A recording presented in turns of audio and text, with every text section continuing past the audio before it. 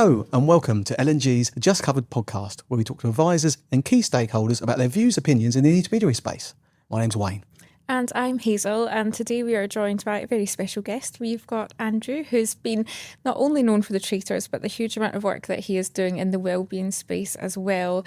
And we're really, really looking forward to hearing Andrew's story. So welcome. Thank you very much. Thanks for having me. Thanks for coming. Been looking forward to this. Yeah, it's a hot day down in London, so thank you for making the trip across from Wales. That's fine. It is hot. The Elizabeth line is nice and cool, so I don't mind. So no, lovely to have you on, and really keen really to hear about your kind of story, I guess, to start with. So when we think about your background, you've worked in the Banks Building Society space. Tell us a little bit about that as that started off. Yeah, I was in Lloyd's Bank for 18 years, so I worked my way up the ladder. I was a branch manager for probably the last 7 years going off, and then I left the bank. I went into corporate insurance then, so I was an insurance broker selling business insurance, liability, professional indemnity and things like that. So I did that for nearly 10 years, and then I only left that last year.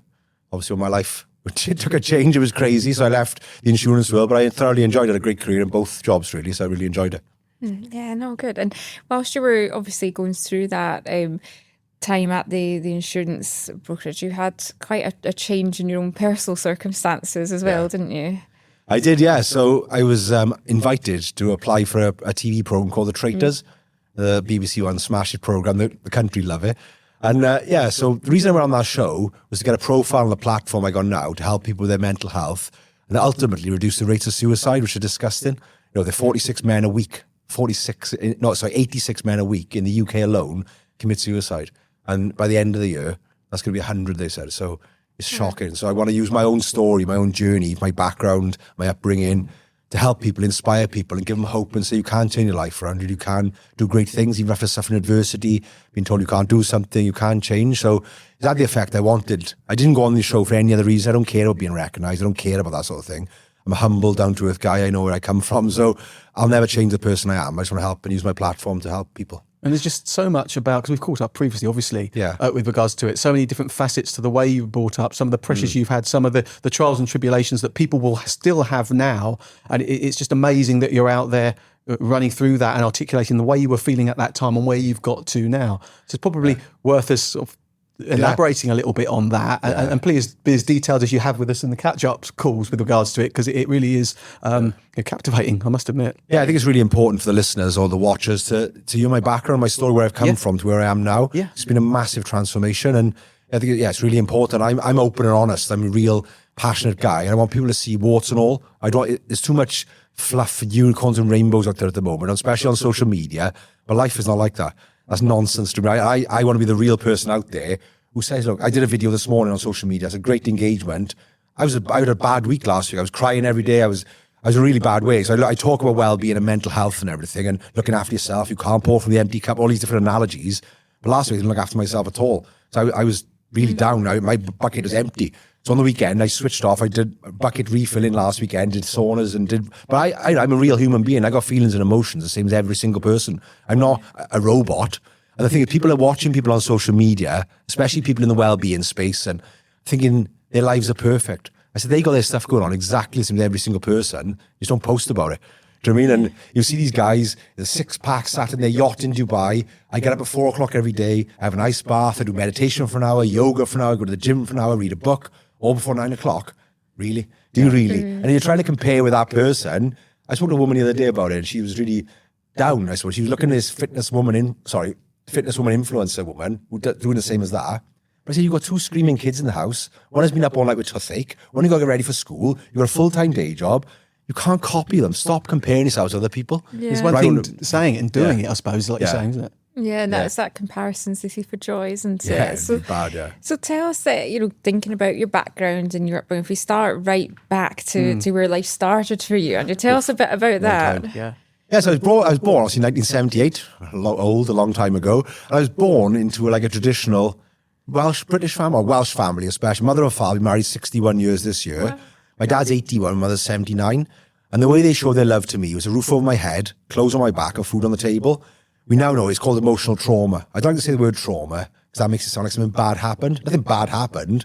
And I'm compassionate towards my parents now. They don't know how to show their feelings and emotions.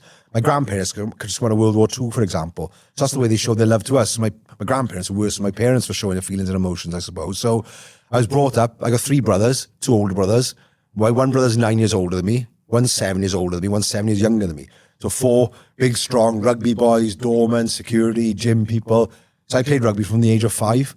And the only way I thought of getting my dad's love and affection was achieving things in life, playing rugby, being the best player on the pitch. I wanted to play for Wales, like lots of people in Wales. I want to put on the red jersey and run out on the stadium. And that was my dream. But we didn't show any feelings and emotions, nothing at all, because we're men, we're big, strong, tough men.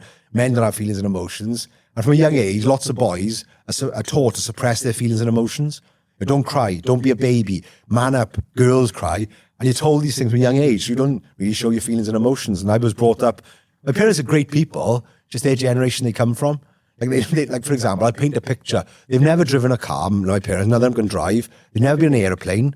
They haven't got internet. They haven't got mobile phones. They watch the same things on telly every week, every day. Emmerdale Farm, Coronation Street, the Antiques Roadshow. They have the same meals every night, fish on a Wednesday. They're creatures of habit. They've got a fixed mindset. They haven't got a growth mindset. And I grew up listening to that, I suppose, in that household. So I was similar to them, I suppose. So I had to totally change my whole unconscious mind the last couple of years to work on myself, to be a better version of myself and my loved ones, my friends, my work colleagues. It's tough to me try to change and try to, not say your parents are wrong, but just try to change your belief, your mindset. You're programmed from a young age, from the age of 0 to 7, your beliefs get pushed into you, and you get programmed from that age. You don't know any better. You just go along with it, I suppose. You're a kid. What's habits, upbringing, basically. It's like daily habits, and the more they're reinforced, because you get that, not reward, but it, like your life goes on still behaving like that, doesn't it? So you're not getting any kind of intervention. Where was the turnaround for you? Well, basically, I was in a very serious road traffic accident. I was dead on the side of the road. So on the 20th of August, 1999, I was driving my car. There was myself, my previous partner, my son's mother in the passenger seat, my best friend and his girlfriend in the back, and a girl I used to work with in the back. I hit a curb on the left-hand side, and I flipped the car onto the right-hand side. So I went out the driver's side window, or my top half did. My legs were in the footwell, and my arm and my head were dragged along the floor for a couple of 100 yards. And when the car stopped sliding, it landed on top of me. So when the emergency service turned up at the vehicle, they were asking people questions, and they said, "Oh, it's too late now, he's dead." So they thought I was dead on the side of the road. I had to have 2 blood transfusions there and then, because I lost, I think it was 6 pints of blood. You got 8 pints in your body, and I lost nearly all of it. And I had 2 blood transfusions there and then. I'm not going to go into detail, but I had nothing on top of my head. So my head was dragged along the floor for a couple of 100 yards. So I had no skin, no hair. I smashed my skull to pieces, and I was a mess. And then when the fire brigade turned up, they'd lift the car off to get underneath the car to work on me. And then they took me to one hospital in Newport called the Royal Gwent. But there was nothing they could do for me there. So I had a police escort then at the Morrison Hospital in Swansea. That's where neurology was and plastic surgery at the time. And I was in a coma then for 4 weeks in intensive care. And my family were told on 3 occasions, my parents and my brothers, that I'm not going to make it through the night. They were called into the hospital and said he's not going to make it through the night. And when I did start recovering, they were told from the scans we've done on Andrew, he's got severe brain damage because there's lots of shadowing on his brain, which meant dead tissue. So he said if he wakes up, he's not going to recognise anyone and walk, talk, use his arms and legs ever again. So I woke out of my coma.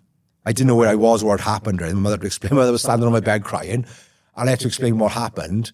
But like I remembered who they were. But then the doctors came round, I think it was about 3 days later, and said, the surgeons, you're never going to walk again.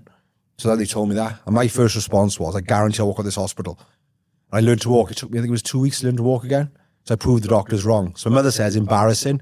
You're lying in bed with a tracheotomy in, all these tubes in intensive care. The well-spoken manager will tell you you're not going to walk again. And you're arguing with him, telling you you are going to walk again. I did. And that's what I talk about now. Self-belief is so important in life. If I'd listened to them years ago, I probably wouldn't have walked in here now, and I wouldn't be here now, to be honest. And where did you get that from? Because bearing in mind your upbringing, all that type of thing, I know you're into the sport. Was it from that? Did you take it from somewhere? Was there an inspiration for you? I wish I had some woo guru answer to give you, to be honest, but I got something built inside me. I'm driven, and if somebody tells me I can't do something, I'll do it, and I'll do it 10 times better. You know, if work, in life, I suppose, teachers in school, I'll do it. I suppose being brought up in a competitive household, as you can imagine, the testosterone in my house was ridiculous. I mean, 3 brothers. Like losing the game of rugby on the weekend wasn't a bad thing. It was going home and seeing my brothers now in their, what's the word, mick taken out to you, I suppose. I couldn't swear. I'm going to mick taken out to you. That was the worst bit about it, I suppose. So I grew up in what was, not just in my house, toxic masculinity, not just in my household, but I was in a rugby club from 5 years of age, in a gym from 14 years of age. I say to people now, I say, where do young boys learn how to be men? watching older boys, role models. Was that triggered kind of by the accident and the car crash, that dip in self-confidence? I was confident. Self-belief? Yeah, because after my accident, they offered me counselling, but I was a macho 21-year-old invincible kid. I thought I'd see somebody in a white coat who would judge me, psychoanalyze me and get inside my head. I thought, I'm not seeing that. I couldn't talk to my family. We don't talk about feelings and emotions. Boxing, rugby, football, any sport, but not feelings and emotions. So I didn't talk to anybody about it. I refused counselling. Then 15 years after my accident, my girlfriend actually said, you need to see someone because you're self-sabotaging this relationship all the time. You're a great guy. You're amazing. You're brilliant. But you're self-sabotaging every couple of weeks or months. I push her away, I suppose. And so I went for counselling. And the woman I saw was amazing. She was lovely. She was down to earth. And after the first session, she goes, I know what's wrong with you. And I said, what's that? PTSD and depression. She goes, yeah, you've got them as well. But no, you're grieving. And I said, what do you mean grieving? I do talks on grieving now. But at the time, I didn't know much about it. I said, that's when you die. As you haven't physically got to die to grieve, she goes, people, when they're tendering for a big project and work doesn't come off, that's grieving. When you have to retire from work, change departments to another department in work, lose your friends, that's grieving. She goes, when you have to give up your sport from an injury, that's grieving. Retirement. And she said, people, even when they have children, grieve. They can't go out as much. They haven't got as money, as much freedom. It's a change. All you do is a loss of identity. And he said, you're grieving. So all I've heard of you today is, I used to play rugby. I used to look like this. I used to do that. I used to. So grieving is a massive problem that every single person in this room will go through. Yeah, physical loss eventually, but you could have go through one of them things. And I was grieving for years and years and years. And then about 18 months ago, I tracked the man that was saving my life. It's a bit creepy on Google, like tracking that on Google. I went to visit him, and he's really well respected in medicine in Wales. He advises the Welsh government. He left Morrison Hospital, Professor Lane, and he went down the Bay, down Cardiff Bay, to advise the Senedd, down the government. I went to see him where he is, and I walked into his office, and he said, you're a miracle. He said, you should have died on so many occasions, he said. I can't believe how big and strong you are. It's incredible. So meeting him made me realise I got a second chance at life. I can either use my trauma. My trauma defined my life for 20 years probably. So I can either walk around with a chip on my shoulder, resentful, angry, fed up, whatever, for the next 30, 40, 50 years, or I can use my trauma for good to help inspire the next people who've been through trauma. And I tick so many boxes. I've been in a coma, been told I'd never walk again, lost my confidence, toxic masculinity, corporate background. So I could tick all these different boxes. I could help so many people out there. And my story's relatable to thousands of people. Yeah, because, you talk about the typical macho sort of rugby players, dormant. Obviously, there's that side of it, and that type of person that you apply to. But that macho, that toxic masculinity thing would be in the corporate world as well, as you say. It is absolutely everywhere, isn't it? Egos everywhere. Yeah. The massive egos. And the thing about the change piece, because that's what it is, the grieving for change, isn't it? Like you say, interesting to say when you change departments or go to different areas, do different types of things, whatever it might be, that you're going to grieve in that way. And it's that impact of change. And you mentioned quite noticeably there around how you react to it.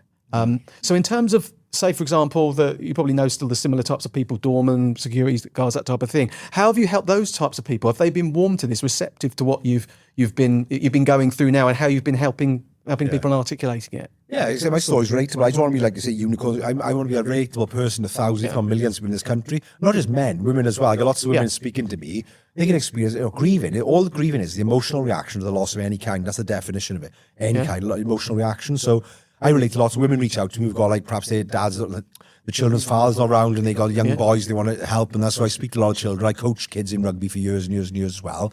But like men I looked up to when I was younger have started out reaching out to me because they basically wear a mask. Every single person, probably in this room, wear masks.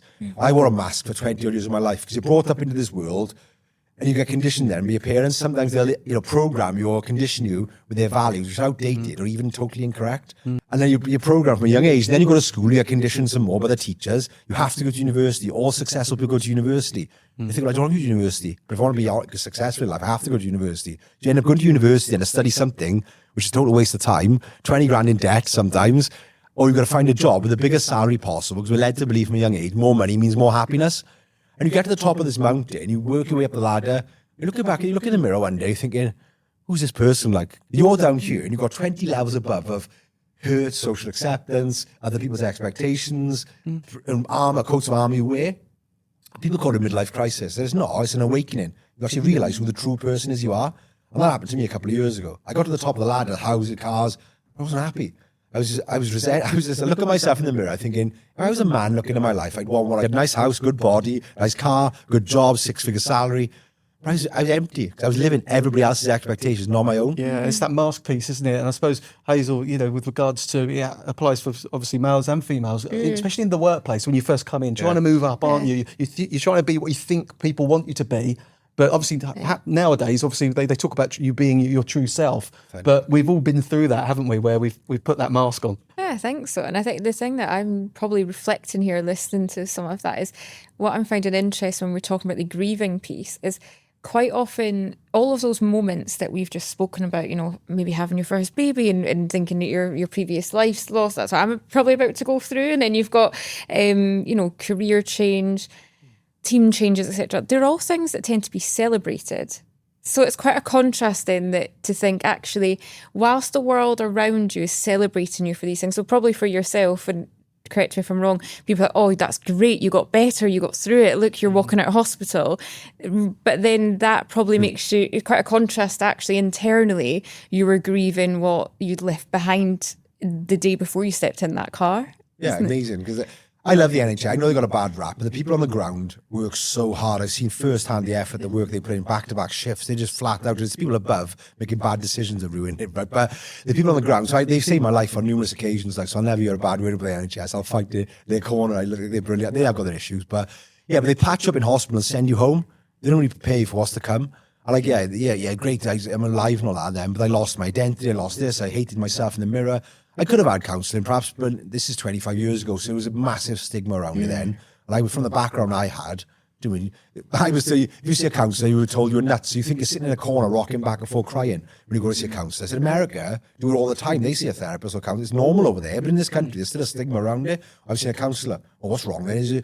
I'm not broken. It's nice to speak to somebody and get it off your chest, because every single person in this room has got a trauma. It might be a little trauma. It hasn't got to be a big trauma like I had. It could be a broken finger, it could be a trauma. Anything could be a trauma. Unless you deal with your trauma, it'll sit inside you and it'll come back and bite you on the backside one day, and there'll be something insignificant that'll trigger it. Somebody might cut you up on the road, somebody might say something wrong to you, and you'll snap like the straw broke the camel's back. You'll either try and take your own life, or you might do something totally out of character. So trauma is a huge thing. I talk about that a lot as well. So trauma is massive.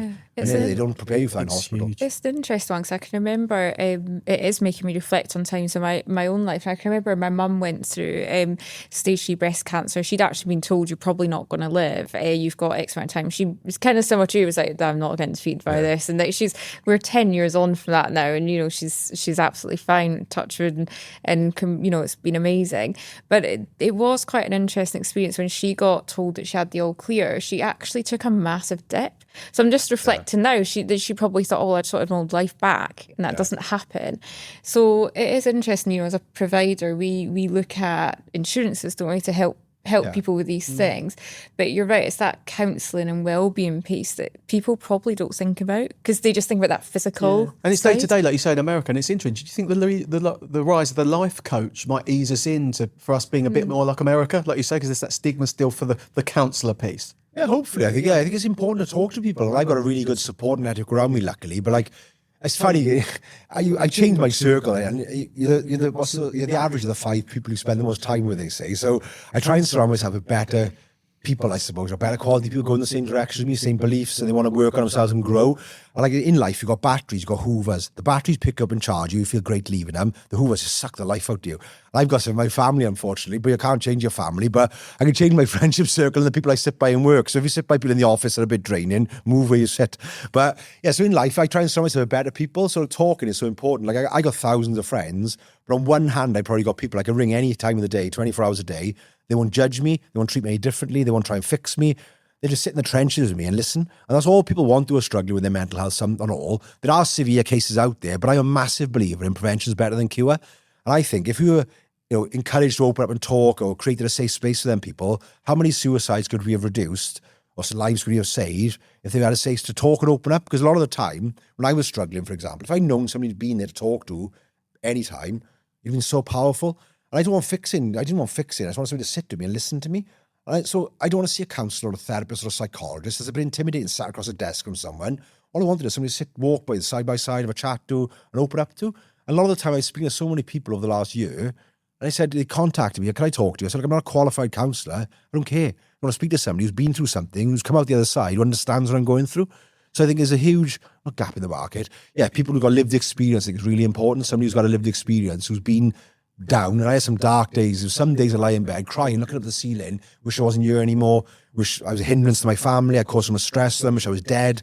And my son saved my life, to be honest, not literally, but he was born 2 years after my accident. So I was 23 when he was born, and he gave me a purpose in life again. I dragged myself out of bed every day to be a good role model, a good father to my son, like my dad was to me. Nobody saw this. I wore a mask. So I get up every day, go off to work in my corporate banking job, shirt and tie and a big smile on my face. Wearing clothes, I hated myself.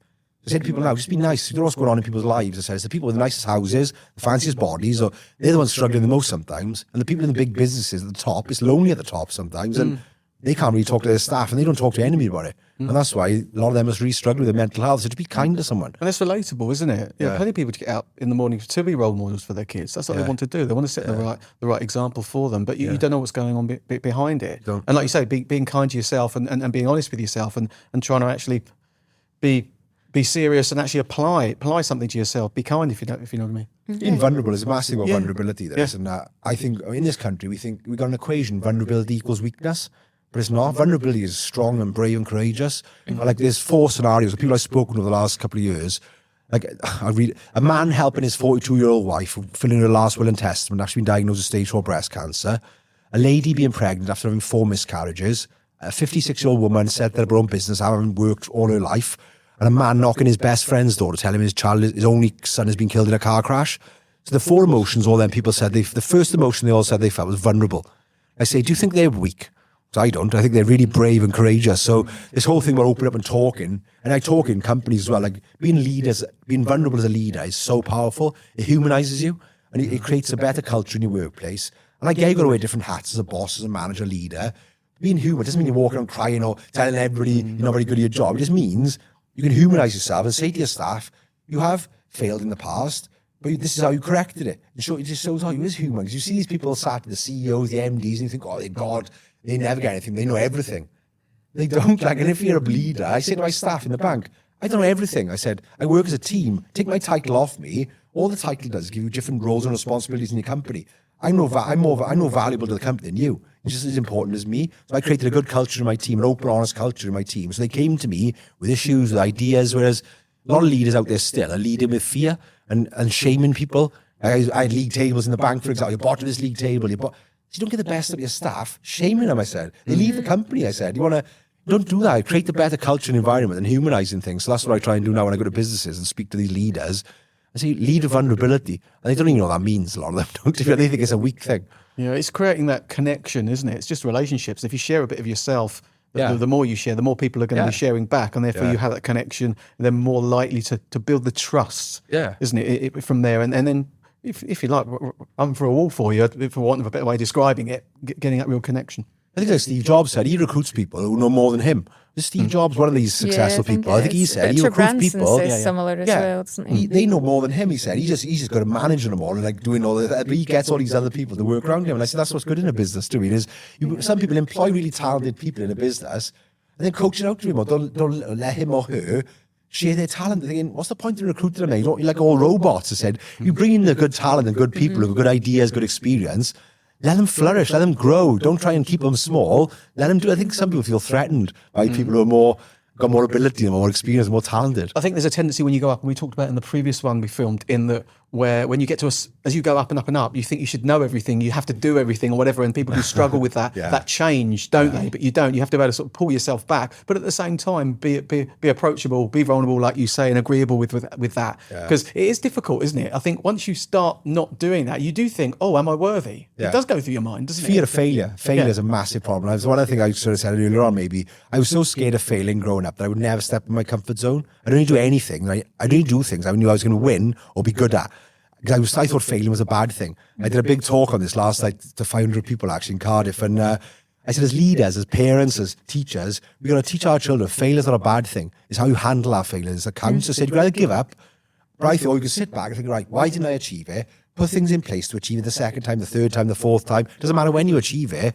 And that's how you build strength and resilience. Keep going and bouncing back. People say bouncing back from failure. I don't say it's bouncing back. I say it's bouncing forward. Because if you bounce back, you're at the same place you were before. If you bounce forward, you want to learn from it, grow and move forward. So I say bouncing forward resilience. So you move forward. And that's what, failing. I was, and so much so, my son's school sports day, when he was like in primary school, when he was 5, 6, 7, he'd come over every year to get me for the Father's Day race. But I go on purpose in my sink from work, or I'd fake an injury, because there was 2 boys that I was in school with my age. One did athletics for Wales, the 100 and 200 metres, and one played rugby on the wing for Wales, so I knew I'd lose. He'd run off every year crying because I wouldn't do the race. I think, how mad is that? But his mother would do it. She was useless. She'd come last every year. But he didn't care. He didn't care if I come first 10. He didn't care. He wanted his dad to run the sports day race. But I thought, I was so scared of losing and being embarrassed and failing, I wouldn't do it. So only the last 2 years, I've stepped in my comfort zone massively. I've grown more as a person in the last 2 years than I have in the last probably 30 years, I would imagine. But I love it. I don't care if I win or lose. I enjoy the experience now. So I've changed my mindset completely. And I think business owners will feel the same as well, won't they? People running their business, people in organisations, they may not want to go for that job. They may not want to try that new skill. They may not want to diversify into a different business area. And they don't do it out of the fear of failure. Yeah, we all have a lot of fixed mindset in big business. They've been in the company a long time, they don't like change, and I didn't like change. My mother and father, they don't understand something, they think it's stupid. I was there the other day, and I had a couple of meetings in the house. I don't know why I was there. I had a couple of meetings in the house. They said, well, are you busy? You doing work? I said, I've been busy all day. I haven't left the house. I've had 5 Zoom calls. Well, that's not a meeting, that's stupid. I said, it is a meeting. I said, your idea of a meeting is getting up, leaving my house with a shirt and tie on, driving to their office, and that's a meeting. That's not what we do it these days. I said, I've had a Zoom call with 2 guys in Manchester, a lady in Birmingham, and a lady in London. Well, that's not a meeting, that's stupid. They don't understand. And you come from a background where people all do manual work, because that's where I came from as well. So, is it got a call? What's going on? Yeah, if I had to drive to all them offices, that would have taken me days. Plus, I would have spent hundreds of pounds in fuel. I've done that in 4 hours. I've had 4 meetings in 4 hours and not left the house. Oh, that's not stupid. The olden days are better. Because they got a fixed mindset. And I had a fixed mindset for years. I wouldn't try anything in my comfort zone. I say to people now in organizations and businesses, unless you have a fixed growth mindset, people in it as a person or as a business, you'll fall behind. Competitors will move ahead. Like when COVID happened, lots of businesses had to go online. PTs, for example, and if they didn't, they wouldn't be here now. So they had to evolve and adapt. They were forced, weren't they? We were all forced, weren't we? Us as a company, us as individuals. Yeah. So I'm interested in the growth mindset. You've mentioned it massively loads of times. So how do you help people migrate into that growth mindset? What tips do you give people on that? There's a diagram I normally show on the slides, and it's got a red circle, fixed mindset. You keep it comfortable, you feel easy, you do the things, and people, as humans, we like to do the things sometimes that are easy in life, I suppose. And then when you move out of it, start moving out of it, you feel a bit. See, when you're driving for the first time, I drove here this morning to the train station. I can't remember driving here. It's an automatic pilot. When I first started driving, we all probably did. It's all fingers and thumbs, a nightmare. But I said, if you keep on going, I said, once you start feeling uncomfortable, that's when growth happens. Keep pushing, keep working hard. On the other side of that, great things happen. You grow, you learn. So I say to people, just keep on pushing. Ask for help. Don't suffer on your own, don't struggle on your own in all aspects of life, mental health, in work if you're growing. Reach out and ask for help. It doesn't make you weak, doesn't make you a failure. Just ask for help. And then just keep going and keep growing. And once, after a while, then it becomes a habit and it's just normal then. So I just encourage people to inspire them and give them a bit of hope, I suppose. And say it's normal to feel like that. Everybody feels like that when they step in their comfort zone. Like if you go for another job interview, you get imposter syndrome. I'm not good enough to do this, I think. And you get all these different thoughts, and after a while you think, it's easy. Yeah. I say it's normal to feel like that, though. It's not an alien thing to feel like that. Definitely, because I'm thinking a lot of the people that listen to this episode will be business owners, self-employed, the intermediaries that we deal with who sell all the different, financial products on behalf of providers like ourselves. That is tough. That is balancing different product types, and that balancing a business, balancing a learning, all these things potentially leading teams. So I think there are loads of tips there that they'll be able to take in bucket loads and try and implement in their business. Loads more. Yeah. Well, how long we got? The thing I'm thinking of is, when we look at protection as an example, or an annuity, or those products that people sell slightly less, and advise on slightly less, they probably think, oh, that's out of my comfort zone to have that conversation. I've not had a conversation like that in quite a while. But actually, it's those habits, isn't it, as a business owner, and regardless of what walk of life you're looking at it. It's just building those habits, then keeping on growing and progressing. We had a brief conversation outside to me and said, I see, it's not sales. Take the word sales out of it. You're just providing solutions to people's problems, and you're helping change lives. If I'd had a critical illness policy back when I had an accident, I had a stroke, I'd been paid a nice lump sum. It could help me. I rushed back to work too soon, probably. I was 4 months in hospital. I was back in work in 5. So because I didn't have the income, my sick pay was 6 months full, 6 months. So after 6 months, my pay dropped to half pay, and I couldn't afford that. But if I had a critical illness policy or IPP, income protection policy, or something like that, it would have taken pressure off. So I could have taken my time and recovered properly. But I used to find in the bank, people just rush back to work when they haven't fully recovered, end up getting ill again and getting back off on the sick for longer than they were the first time. So these advisors who are selling these products, you're changing lives, you're helping support people. Just sales are a dirty word. It's not, take the word sales out of it. I used to be a salesman for years and years and years, but I provided solutions to help people. And if you didn't, you miss selling, to be honest. You only provide the product to someone who needs the product, I suppose. And I say to people, everybody who's working needs a income protection or a critical illness policy. And I say, with the advancements in medicine these days, you're less likely to die from illness than you are, to survive, I suppose. So I see people who've got so much life cover policy. I said, great, what if you had cancer? None of them are going to pay out. What are you going to do? Oh, I haven't thought of that. I said, it's a critical illness policy. It's probably not more important than a life cover policy, I think, personally. Or you're paying hundreds of pounds for your pet insurance. If you do, who's going to look after your pet when you're gone? You can't look after them, I say to people. So that's how I used to sell it in the bank. And they think, yeah, you're right, yeah.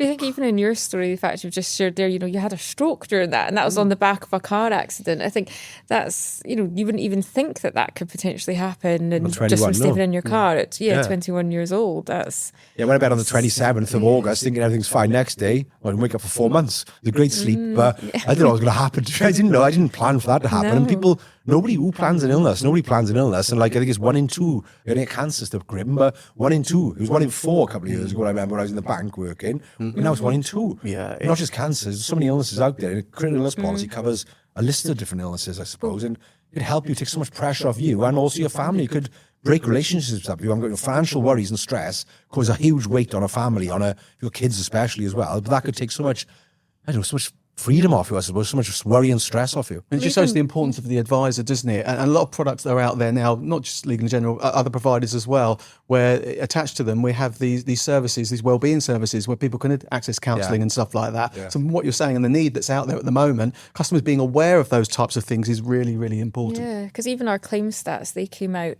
recently, and it is, we are seeing every year mental health being a reason why people are having to take time off work and claim on their IPP policy, and exactly probably for many of the reasons you've discussed today. And it's those external pressures and the pressures you put on internally, isn't it, that get more and more heightened. And when we look at the kind of average age that people are claiming on income protection, what I'm finding interesting is it's not overly old, but it's probably at that age that you've spoken about of, actually, I'm want to reevaluate my life here and have I been living life the way that I would have wanted to. The pressure, isn't it? As you go up and up and up and up, and then something breaks it. The scenarios you gave, someone cuts you up in the traffic or whatever it is. There's that at that point people get to it and something breaks. And you just don't want to get there, do you? Yeah. I used to coach sales for years in banks and insurance. I say to people, it's not up to you. Don't make the decision. It's up to the customer. You've got to be able to provide the solutions to the customer, explain the pitfalls, the negatives, the positives. Let the customer choose at the end of the day. But you've got to do a good job. I say to people before, imagine you didn't offer that product to that customer because you didn't believe in it, and they came in 6 months later, a year later, 2 years later, and something's happened to them, and then they've lost their whatever. It could be extreme, or my mortgage, they lost their house. How do you feel about that?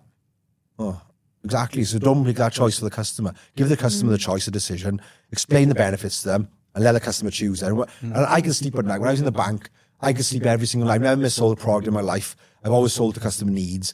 I got a conscience. I treat people. It's a bit cheesy. It was my parents. After every interview I did in the bank or whatever, I think, would I be happy if my mother and father sat across a desk from me?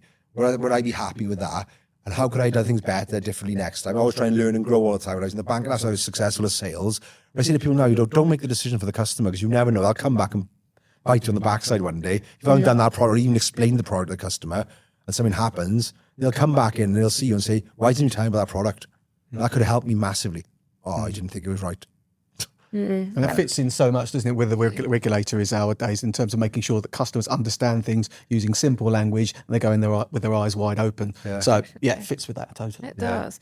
I'm curious, Andrew, how do you stay balanced? Because I'm conscious, obviously, you have a lot of plates there to spin in terms of promoting the well-being. The passion you have is infectious, when you're talking about it.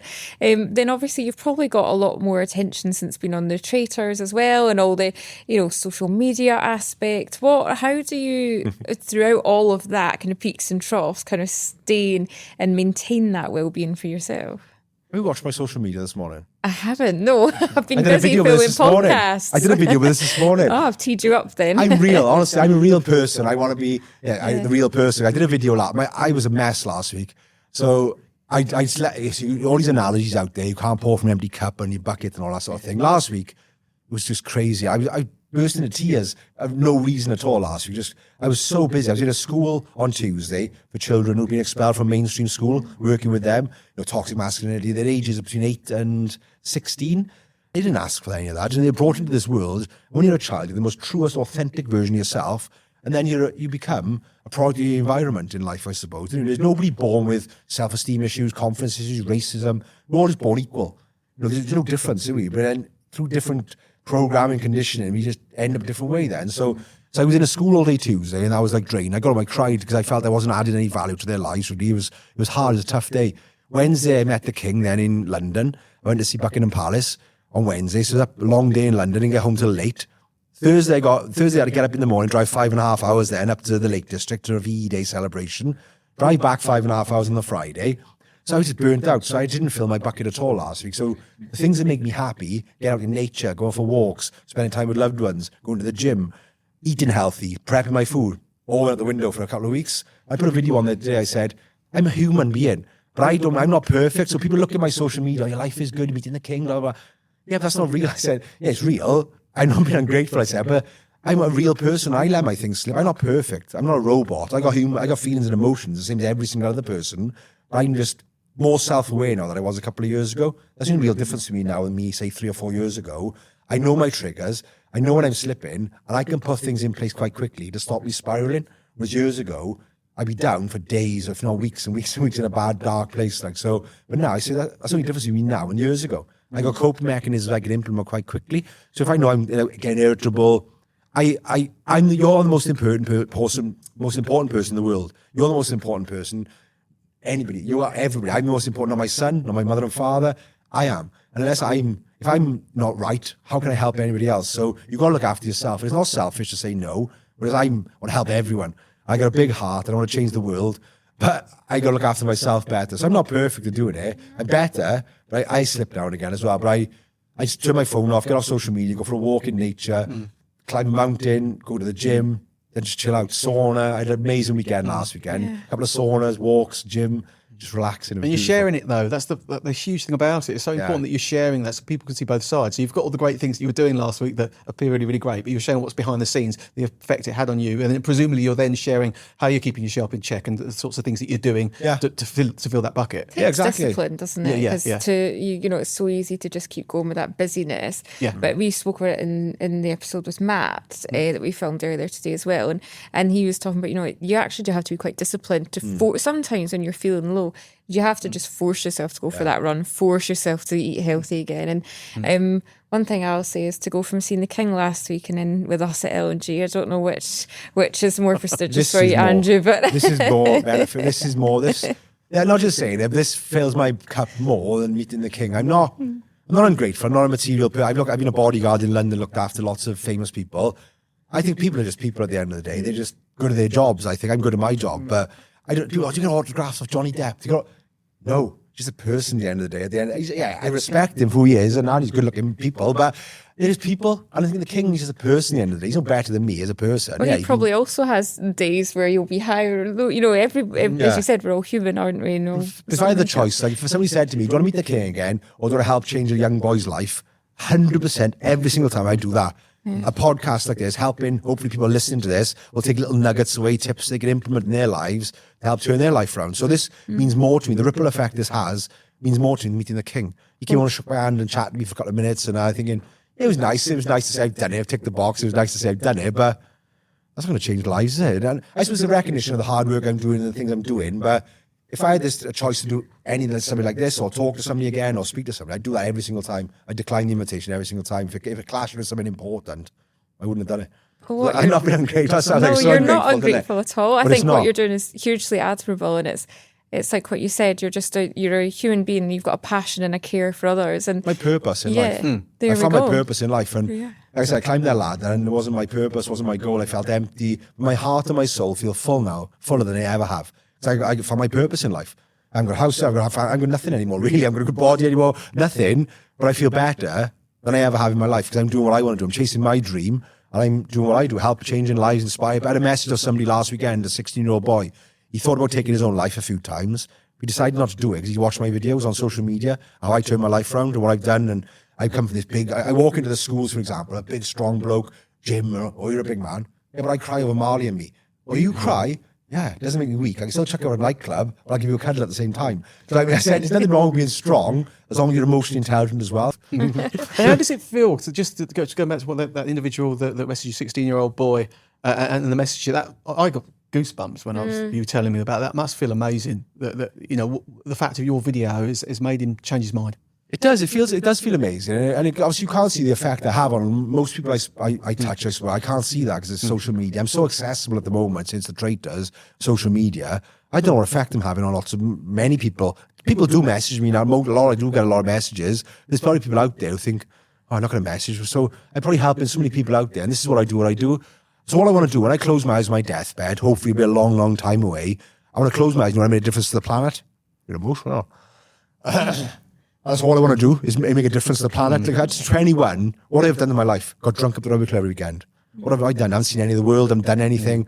What a waste of life that is. But now, I got my purpose in life now. So I want to, as you get 2 dates on a headstone eventually, and the dash in the middle, I want to make that dash as best as possible. If I wanted to buy a book, I want to read my book, basically. And up until 21, don't get me wrong, I had a good time when I was younger and fun and all that sort of thing. But I go to my local pub or club now, and it's the same people talking about the same stories. I went up there a couple of weeks ago. Remember that time you got chucked to the Magaluf hotel when you were 17?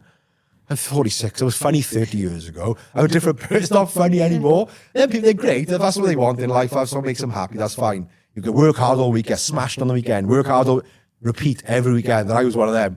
But I think, there's so much more to life in there. I want to grow and see the world and experience different cultures and help people. And what I'm hearing there is just find that purpose. Obviously, something happened for you that enabled you to do it. So it was a catalyst, wasn't it? A professor, I saved my life, I suppose. So it's funny because I met the man who's so funny, but I met him 18 months ago. And then I spoke to my mother and father the first time ever about the accident. They never asked me about it. It was brushed under the carpet, the elephant in the room. We didn't talk about it. So I spat my mother and father down, and I wanted to talk about things on social media, but I didn't want my family to find out third party. It included them. They haven't got social media, but they would hear in the shop or whatever. So I sat them down. I want to talk about the accident. What do I talk about that for? So I want to talk about it. You're a different boy. You changed. You're a different boy now. So remember that. Or you're moody, you're miserable, you're quiet. I said, it's funny. I said, whenever you speak to anybody outside of this house who knows me and work, people, he's fun, he's a life and soul, he's always messing around. My mother would look at him and think, Andrew's really quiet. I said, only when I come in this house, I said, because I didn't think Dad loved me anymore. Oh, it was stupid. Of course he loves you. He's never told me ever, to this day, he's never told me he's loved me. And my mother's probably told me once. They got different things called love languages. My dad's love language is time. If he'd give up his time, every rugby match I played, he'd be on the touchline, the rain, the snow, the sleet. That was his way of showing his love to me. My mother's is acts of service. So the way she shows her love, she does things. I never lifted a finger when I lived at home. When I moved home out when I was 22, I never used an iron, never used a washing machine, never used a cooker. I was useless when I left home. My brother's exactly the same. They couldn't do anything because she would do everything for us. I came in from rugby or training, dump my washing on the floor. She'd iron it, wash it, iron it, fold it, put it back in the wardrobe. And that was what it was like, and that's the way she shows her love. So when I set up for my partner a year ago, after 5 years, I was quite upset about it. And I went to my mother's house looking for a hug, or she looks at me, I'll make you some Welsh cakes. What? Dude, that's the way she's doing things. I feel they're amazing people. Just give me a hug. And they don't know how to do that. So that's their love language. So I grew up. So I spoke to my mother and father the first time ever about the accident 18 months ago. It was mad. And they said, I said, Dad didn't love me anymore. I didn't think that because anyway I thought of making him proud of playing rugby. So when I couldn't play rugby anymore, I thought, how can I make my dad proud? I can't make him proud. He's never told me he's proud of me or loves me. My brothers are still playing rugby as well. They're very good standard professionally. So every Sunday, my mother would do a big family dinner in the evening. So she'd make pies, pasties, pizzas, gatos, whatever. All the family, my brothers and the girlfriends and wives would go there with the children. All the boys would end up in one room. My dad watching rugby on the telly, normally scrum 5 on a Sunday afternoon. And then all the brothers would say, I played rugby yesterday, I scored a try, I did this, I did that. My dad's listening to it, and I'm sat there thinking, what can I talk about? But I thought my brothers are better than me. I thought he loved them more than me. And this went on for 20 years. I didn't go totally quiet, but I only speak if I got spoken to or asked the question. So I'm really quiet. I suppressed everything in my house. So I spoke to them for the first time ever last 18 months ago. And on a Saturday morning, I sat my son down in a coffee shop in Cardiff. He was 22 at the time. He was in Cardiff Met doing sport at university. And we had a 4.5-hour chat about everything. Everything. We were close before. Me and his mother separated when he was about 5 or 6. We were close before that. But after that conversation, we talked about drink, drugs, girls, life, everything. And at the end of that conversation, I told him I loved him for the first time in his life. It took me 22 years to tell myself I loved him. I did exactly the same to him as what, not did, I had to me growing up, I suppose. So I did the same to him. And I told him I'm proud of him. So I don't care how big your house is, what car you got, what you do for a living. As long as you're happy, that's all I care about in life. So I broke with that generational cycle in my family. We tell each other we love each other all the time now. He's 23 now. He just come back from Australia after a year. So I spoke to my brother on a Saturday after, my oldest brother, my other brother on a Sunday, and my other brother on a Monday. It's like a huge therapy weekend. It was brushed under the carpet for years. And I say, you bottle these things up in your head, but 85% of what we overthink or worry about never comes true. 12% comes true, but nowhere near as bad as we think. And something like 2 or 3% comes true. So all the energy and effort we give this worried about this conversation with your boss, your partner, just have the conversation. It's not as bad as it won't be as bad as you think. But you worry about it. I bottled it up for 20 odd years. And that's why men take their own life, and women as well, men especially, because they bottle things up. But yeah, I made myself ill and bad. I wish I'd talked a lot sooner than I did. But yeah, it's only been recently. I've been in a good place the last 2 years. I'm helping people. I want to help other people out there now. You definitely do. I mean, we've spoken twice now, and I kind of pre-call for this and now this conversation, and definitely each time I've sat and reflected and isn't it? Found you so helpful. The things you say are so helpful, genuinely. Thank you. If we summarise our conversation today, and I don't know if maybe you just shared one of your top I don't know if you just shared one of your top tips, but what would be, if there was one thing to anyone listening to this, what would be your kind of key piece you'd want them to take away, your key top tip for them? There's so many. If you had to pick one. God, one, just talk. And I'm going to sit there and say it's easy. It took me years to do it, but there's always somebody to listen. And I've got family, it could be anybody, a work colleague. I say to people in the business, don't walk past. If you know somebody's struggling, especially in the workplace as well, you get to know people. You're in 8-9 hours a day in work, or 10, 11, 12 I was, but you get to know people. So all of a sudden, if you notice, Louise stops coming in, or she's been late every day, or she didn't miss her lunch, just say to her, is everything, I noticed X, Y, and Z, is everything okay? You'll just walk past it. So you asking that could be the difference to her going on and taking her own life and not. Well, I'm not going to sound a bit drastic, but that's the truth of the matter. I say, just speak to them. I know, I understand people don't want to trigger and they get nervous about a conversation, but I say, I'd rather have an awkward conversation with you now than come to your bedside in 6 months' time, or even worse, your funeral. I'd rather have this conversation with you now. And like I said earlier on, all people want sometimes people to listen to them and talk to them. And I say, just open up and talk to them, and just say, and in work especially, or you see somebody in the petrol station, the guy in the petrol station, the lady in the checkout, just be nice and polite. You don't know what's going on in their lives. Just say hello to them and be polite. To you, that might be something simple, but to them, that could be the difference between them going home and doing something and not. You don't know, they might have just lost somebody recently, gone through a divorce, lost their job, been diagnosed terminally ill, whatever. You don't know what's going on in their lives. Just be nice to people. The world is so grim at the moment. You've got the news, it's depressed, the war going on and everything. And I stopped watching the news a couple of years ago, not because I'm ignorant, but I protect my own mental health. There's nothing good on the news. There's nothing on there saying, this guy helped this lady across the road, or this guy. There's nothing good on there. It's all grim and depressing. I don't watch it anymore. But just be nice to people. That's the other tip. Be nice. So be nice and talk. I think that's definitely, I don't think anybody would be able to say that's not something they can achieve or try and do from listening to this. Definitely not. Thank you so much. Yeah, thank you, Andrew. I talk way too much. You don't. I'm passionate about it. You can tell. You can see. Yeah. Thank you. Fantastic. Thanks. Thank you so much.